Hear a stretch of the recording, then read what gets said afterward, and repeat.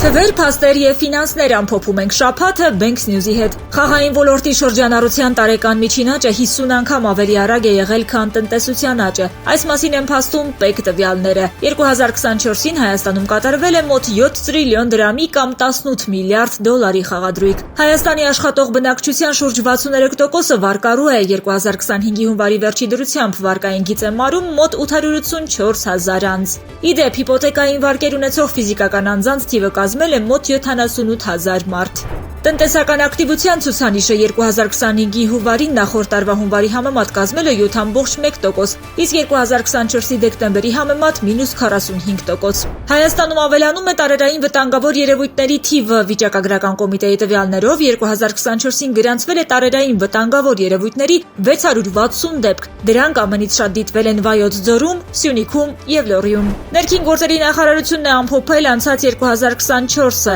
2024 թվականին գրանցվել է 4314 ճանապարհատրանսպորտային դեպք։ Զոհերի թիվը 333, վիրավորներինը 6116։